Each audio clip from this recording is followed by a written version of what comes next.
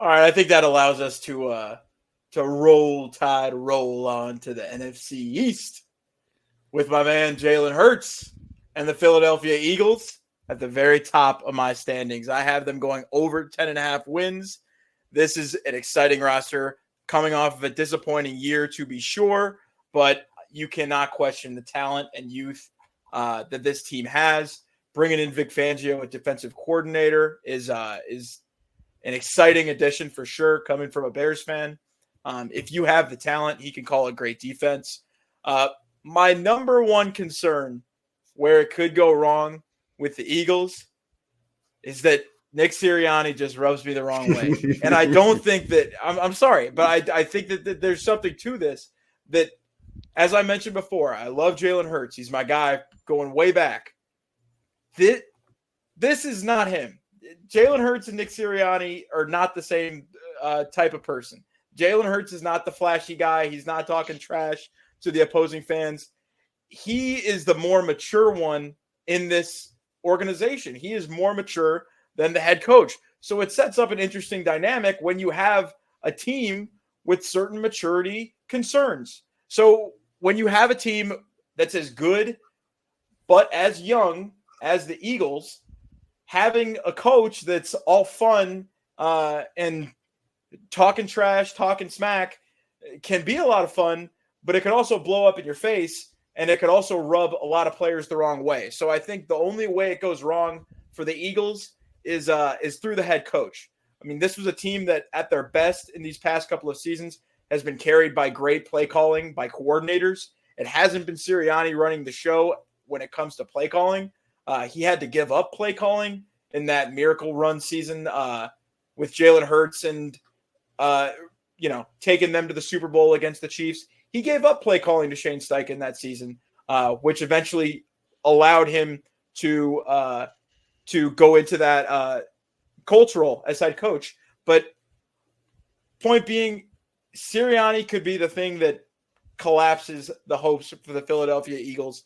And for Sirianni's sake, I think that the team better be embarrassed and ready to rebound after last season because, they may be at the top of their division, but the NFC as an entire conference is not going to be a cakewalk by any means. And I got two words for you, Pat.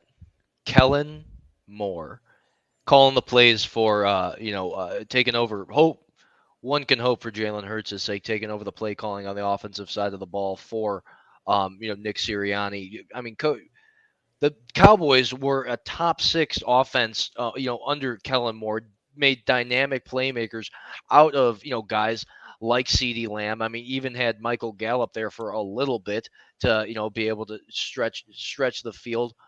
And they have dynamic playmakers. I mean, you talk about one of the top end talent wide receiver trios with A.J. Brown and with Devontae Smith. I think Kellen Moore and allowing a guy like Jalen Hurts to use his feet and protect the ball. And I think one of the big questions is going to be how different is it going to be in terms of the tush push. They don't have Jason Kelsey anymore. Lane Johnson is getting up there in age, but I don't think they're going to lose a step. In fact, I think a guy like Kellen Moore is going to help them gain a step on that side of the ball, especially taking over the play calling duties from Nick Sirianni, who we know is the rah-rah guy, but when it comes to X's and O's, we've seen it blow up in his face a little bit. And I think if he has, the wherewithal to hand that over to Kellen Moore, I think this could be dark horse for maybe one of the highest scoring offenses in the league under Kellen Moore.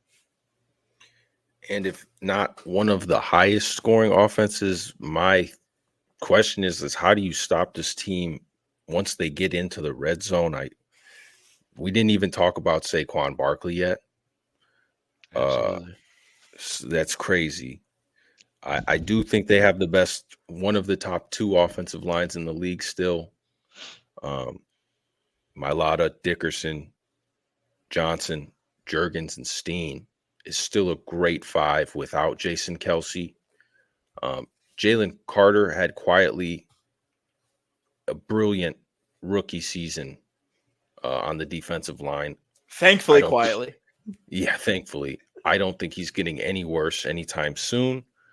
The concern by the end of the year last year was coverage and linebacking play.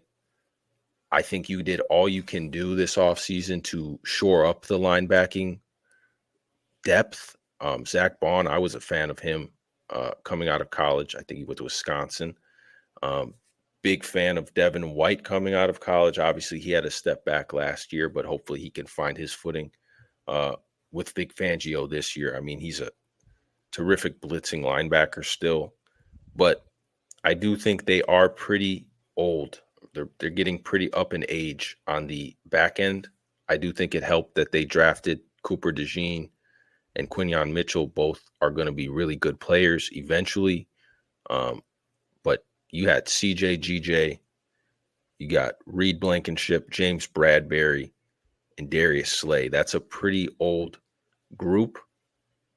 And you're not playing average teams. I mean, you're still going to be playing very good teams this year.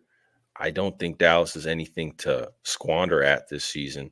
And then, I mean, you can't just let receivers come in and kill you this year, because if you do that, you might lose.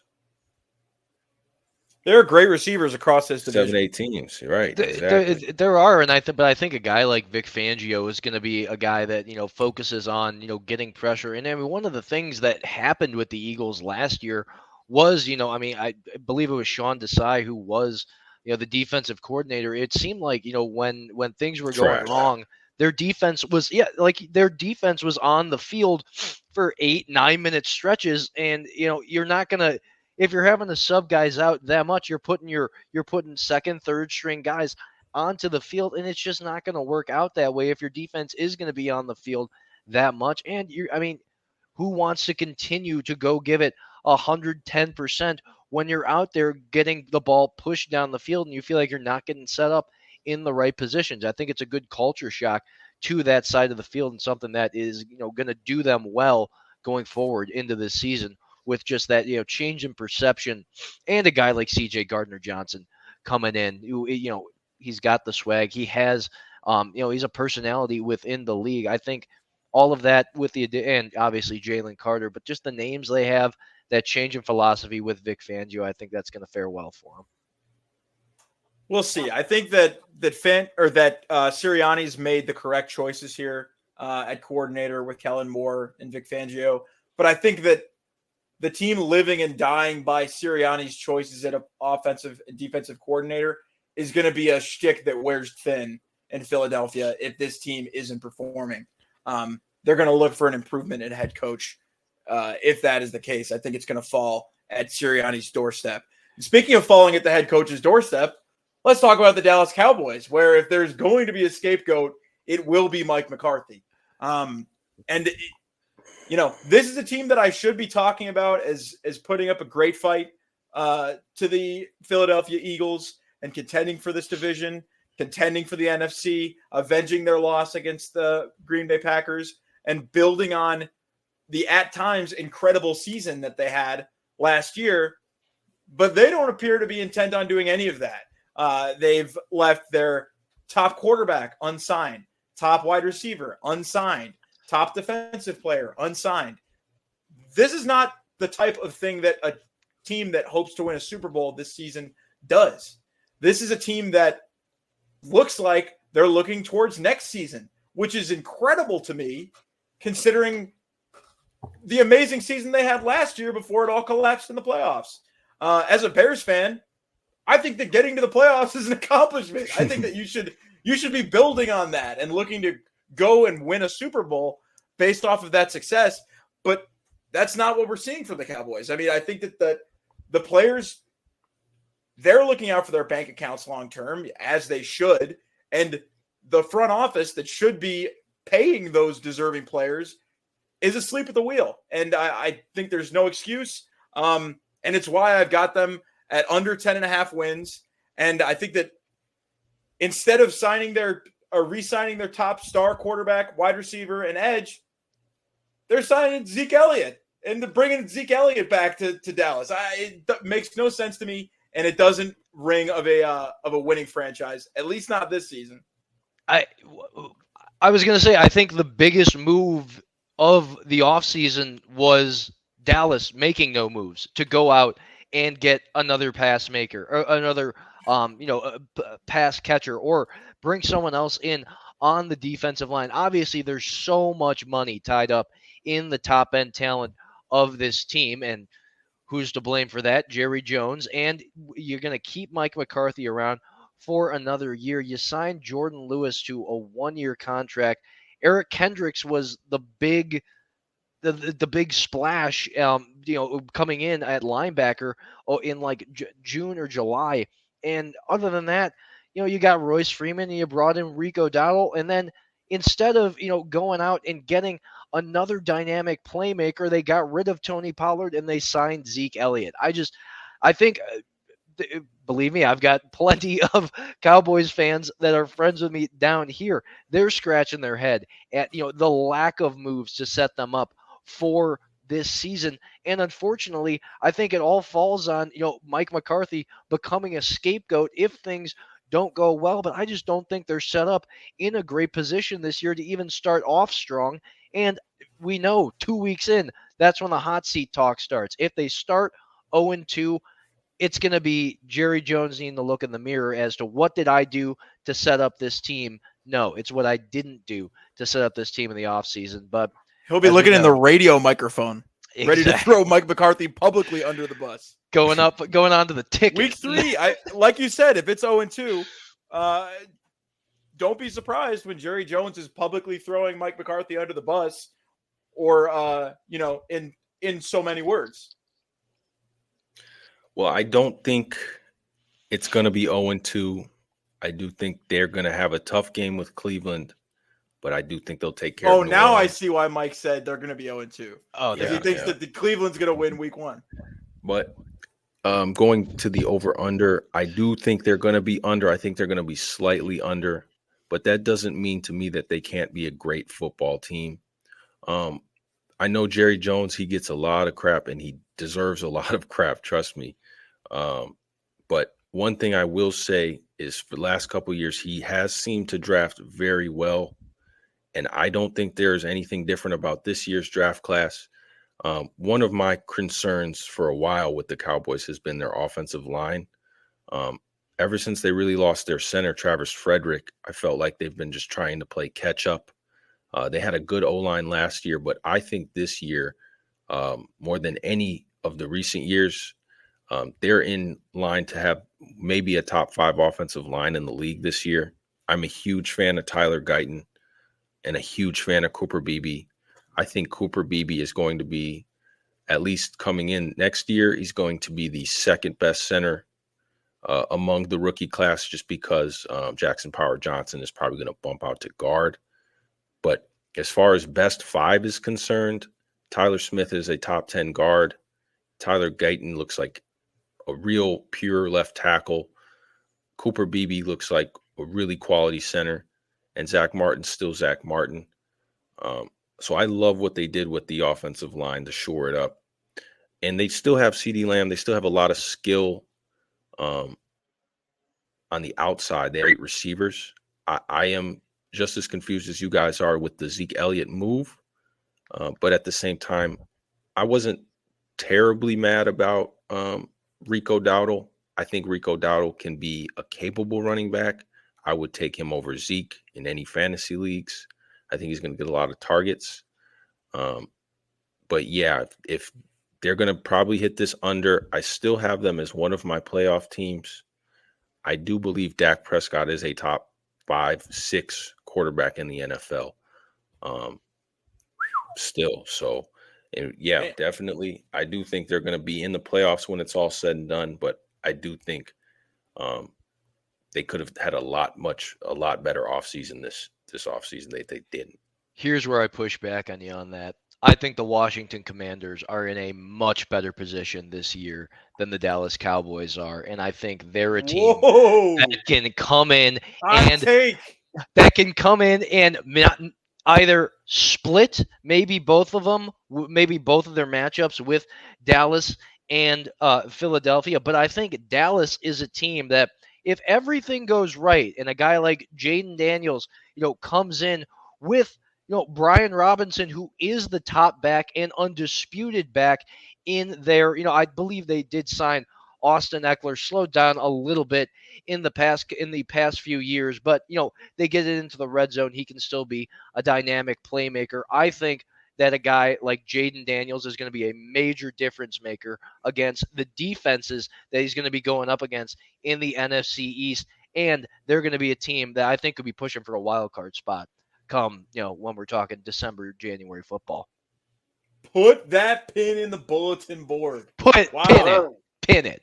Spot if the chips fall in the right place and, they can sweep one of the two matchups between the Eagles or the Cowboys, the offensive line additions that they've gotten with, Nick Allegretti, Andrew Wiley, and, the dynamic playmakers that they do have with a guy like Jahan Dotson and Terry McLaurin and a guy like Brian Robinson out of the backfield, who we have seen in stretches become, a very good quarterback. I mean, this is going to be a completely different unit and a defense that I believe was very good last year. And you bring in a guy like Dan Quinn. I think that's a shot in the arm to a team with an entirely new owner. Let's not forget, just a year in, a whole new regime.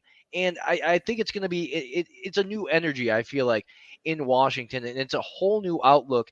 And it's a team that I think can smell blood in the water with, a team with an outlook like the Cowboys. I mean, we've seen already, some of the fights that we were touching on the Giants in a little bit, but, people blowing up in Giants camp, some of the question marks they already have at quarterback. I don't see any reason why, if they're at their fullest potential, Washington can't make a push to at least make the wild card, or if like I said, if the chips fall in the right place, make a push to win this division.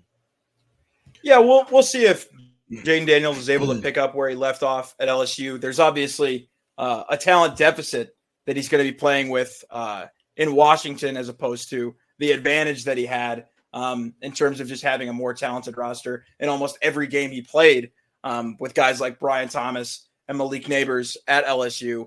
But I do think that if he's able to prove me wrong and actually elevate that team, as opposed to the team taking away from him, I think that there's no reason that they can't become a middle tier average team in the NFC. I think that they, I don't know if that I would consider them a respectable team last year. They had the second overall pick and they earned it. So I would say that the Dan Quinn and the new six, I think they had 6 top 100 picks. So they've got a brand new set of young talent coming to that team.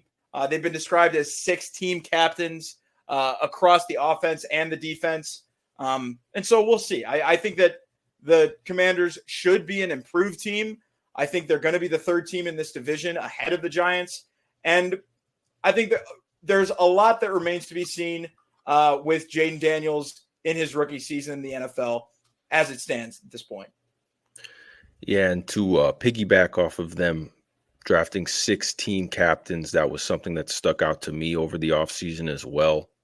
What I take away from that is a couple of things. I think it's positive to have like real good leaders in the locker room. But as far as the actual players themselves, I think that just means that they reached for a lot of rookies because they like their personal attributes. I am a huge fan of Jaden Daniels, so I think he's going to have a great rookie year. In my opinion, he's probably number 2 on my list for offensive rookie of the year this year, just because of the volume he's going to see running the ball and passing the ball. I think he's going to have a lot of big plays with his feet this season. But as far as guys like Luke McCaffrey, Brandon Coleman, Ben Sinnott, these rookies were good, but I don't see top-level, high-end talent taken. Mike Saint was still a huge fan of him as a nickelback, huge fan of Johnny Newton out of U of I. But I do think they're building something as opposed to trying to win now. I still think there's time for them to grow and develop. I have them under 6.5 wins still this year. Which brings us to, in my opinion, the bottom of the NFC East and a team that is looking towards next season. I think that they're waiting to wait out the clock with Daniel Jones and let this contract die and get out from under it as soon as they can. I mean, they don't have a horrible foundation for a roster. They've got obviously Malik Neighbors is as exciting of an offensive young playmaker as you could have. So there's definitely something to look forward to on that side. But Andrew Thomas, there are some question marks there. He's still a young player developing as a left tackle. You hope you have a foundational piece with him. Call out Evan Neal. Evan Neal too. I think that he's struggled for sure. Give a big roll tide. Absolutely. But he's definitely not had the NFL career that he's hoped for so far. But he wants to turn that around. And, the defensive line is where the story's at with this team. When you've got guys like Dexter Lawrence, Brian Burns, Kayvon Thibodeau, these are really good players, exciting young players. But the question is, what do you have around them? And when you have a patchwork roster with guys that probably would not be making a lot of other rosters across the NFL in terms of the back ends, the depths of these positions, it's going to come back and bite them in the end. I have the Giants at under 6.5 wins at this point. And I think a lot of that's going to be, I mean, they just lost Xavier McKinney to the Green Bay Packers, signing that contract. That was a contract I think you had to get signed to solidify the back end of that defense. I believe what was the newest guy they took? Tyler Nubin. They took him out of Minnesota. Playing in that they pick, that they picked, I think, to complement Xavier McKinney in the secondary. Then they can't get that contract done. Nubin goes down with a hamstring injury, and I think that just is going to be a major glaring weakness on top of, they didn't get the contract done with Saquon Barkley. I don't think that is their fault. I think they may have, I mean, we saw the offseason Hard Knocks. I think the relationship had just kind of run its course, but then holes just start popping up out of nowhere, and it's going to and then it all comes back to, is Daniel Jones going to be the guy? I mean, we've seen some of the passes that were thrown out of, the training camp that have just come out on Twitter. I mean, it doesn't look the best. And I think the one good thing in terms of continuity for the Giants is you're putting it all on Daniel Jones this year. It's going to be a make it or break it year. And if he can't prove he's the guy, I don't think it would be any reason to move on from a guy like Brian Daboll. I think as the Giants what your glaring issues are. If they can resolve themselves, then you can maybe see if you want to build around it, maybe see if you want to move forward. But this is not going to be the year for them. And I don't think they're going over maybe 5, maybe 4 wins in that division. I don't think so. Yeah. So 3 things with the Giants. I have them at 5 wins. First thing positive, I think I actually have Malik Neighbors as my offensive rookie of the year this year. I think he's going to get a lot of targets. And then the other 2 things are defensively related. It's going to be really hard to expect two rookie starters to succeed on this group, and they're going to have a safety in Tyler Nubin, hopefully if he's back healthy, start, and then they're going to have the nickelback Drew Phillips out of Kentucky start. That's going to be extremely difficult for them just playing those positions. Those are 2 of the toughest positions in the NFL, in my opinion. So it really doesn't matter what your front 7 can give you. Really nothing else to say. They have tied for the 6th toughest schedule in the NFL. So I have them 5 wins at best. So good luck, New York Giants. I don't have you at 5 wins. I have you at 4 wins. I think it's going to be a rough go of it. I think they're going to be one of the worst teams in the NFL this season. Yeah. And I think, like you said, Mike, I think that division, the depth of that division, and the possible ascension of the Commanders could loom heavily over that Giants team. Yeah, Christian, you should have jumped in on that Malik Neighbors, Jaden Daniels, $10,000 offensive rookie of the year bet. You might be making some coin off that if Damn. it were to prove true. But I think the Commanders are going to be. I think they're going to be the dark horse if anyone's going to make any noise outside of the Eagles or to even threaten the Cowboys to be able to compete with the Eagles. I think that's going to be the Commanders, just with the talent that they do have around what I think is, before he's even played a snap, a better quarterback than Daniel Jones out there. And I think that is a contract that they are going to look back on the end at the end of this year if it doesn't work out, and it's going to hurt. But we shall see. That's why you play the game. The last question I have: do you think two teams come out of the NFC East this year in the playoffs? I think no. I mean, I think that it's going to be the Eagles. I think the rest of the NFC is too deep. I think that you're looking at 2, maybe 3 teams out of the NFC North. I know we're about to touch on that. I think the NFC West, as I said before, is a sneaky division. You got to take a team from the South, no matter what. You're going to get one of those teams. Yeah. So I think you start to run out of spots. And, with how good the rest of the NFC could be this season, you start to run out of chairs for teams that aren't serious about winning, like the Cowboys, or that aren't ready to win, like the Commanders. So